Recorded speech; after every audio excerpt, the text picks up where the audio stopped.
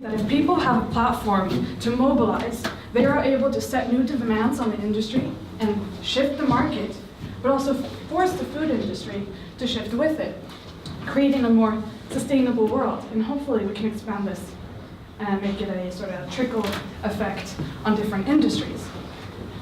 So there are about 2 to 3 million people in Sweden today that have some sort of food allergy, vegan or vegetarian, or other food sensitivities. And they lack a tool to efficiently know whether or not they can eat a product or not. So we've created a tool that very simply, by using the product barcode, you're able to scan with your mobile phone and gain access to a multitude of information that's customized to your needs. And so by doing so, you can also track your own environmental impact, nutritional values, and for example, how much CO2 emissions your consumption is providing or omitting, so to speak. And one of our key selling points, or what makes this more sustainable, is in fact the scientific algorithms that we're using that is based on academic research. So by using different ingredients in the product, we're able to measure different sustainability perspectives and categorize them, divided into health, social responsibility, and environmental responsibility. And so through these values, the user is easily able to decide, no, this product doesn't care about social questions or environmental ones. Therefore, I'm going to choose another one. Furthermore, we have an extensive database, and all of it is quality assured compared to our competitors that use user-generated data. And this is incredibly risky if you're trying to avoid a product based on a certain allergy, for example. And we're also hoping to expand this database globally and industry overlapping. So think in medicine, in beauty, etc. And so we found that there is a certain problem for companies. They are using hundreds of thousands of crowns to do fantastic CSR work. But it's hard to communicate this. People rarely go on websites and read PDF files. In fact, the information that users want to see, based on my own research at Lund University, are social perspectives that often are not notified on the packaging. Thus, you need to communicate this efficiently as a business to remain a relevant actor on the market. And so, in Food today, we have a prototype. We're just about coding our beta to launch within the next 2 or 3 months. We are in talks with some of the biggest food companies in Sweden to develop a service that allows them to communicate their work, CSR work, through this mobile application, and thus bridging the gap between consumers and producers. And also, we are in talks with several angel investors that are very promising, and we're hoping to expand not only once we launch in Sweden, but also our neighboring countries here in the Nordics. And so, we are also recruiting developers, marketers, and engineers to tailor this service to make it as perfect and credible as possible, so that we become not only the hub of all data that is food related, but also the next tool to make something bigger than us, sort of move the whole entire planet to a more sustainable world. Thank you.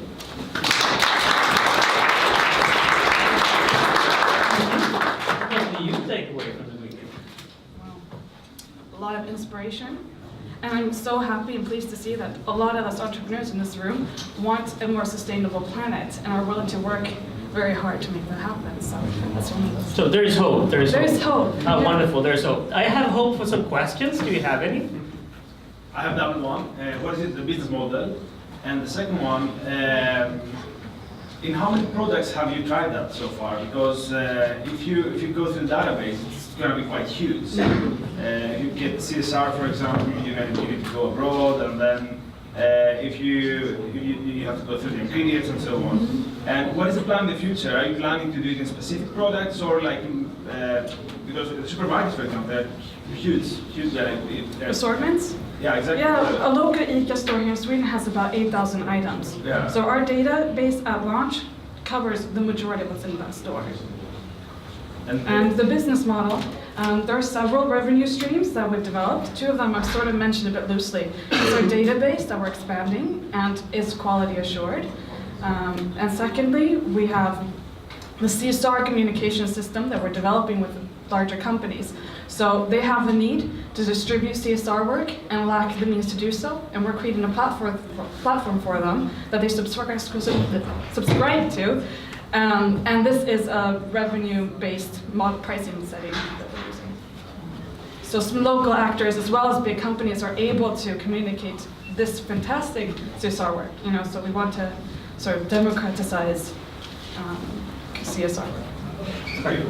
Yeah, I was thinking by scanning and looking at the ingredients, there's also the factor of actually who the producer is. It can be exactly the same ingredient, but depending on who and how it's sourced and from who, Exactly. it actually differs There's a about where big it's difference. sustainable or not. Absolutely. So And this is- how are you addressing that in Yeah, the solution? I avoided showing some slides of our code for different reasons, but one of the CSR profile that we're developing for these companies gives them room to sort of address, for example, palm oil for chocolate, for example. So they're able to address and sort of notify the user, we're using palm oil in the right way, for example. So it may not be that bad, given the circumstances, if they take the measures needed to provide top quality palm oil, for example. Okay, Louise. So you said you have 250,000 Items. items in the database. So if I'm a customer buying from you, what does actually the database contain for me as a customer? Wow, it can be the cereal, it can be the peanut butter, it can be the toothpaste. So what do I get to know when I want to buy, for example, cereal? What are you going to communicate to me? Ingredients, nutritional values. But there's a thing though, for example, for animal products or for vegans particularly, there are numbers that contain certain, exactly, that vegans want to avoid. This is really difficult to memorize at first glance if you are not aware of what you need or cannot eat. So it's more than just being a copy of what's on the package, it's just telling you everything that's behind it as well. Thank you very much. The big hand.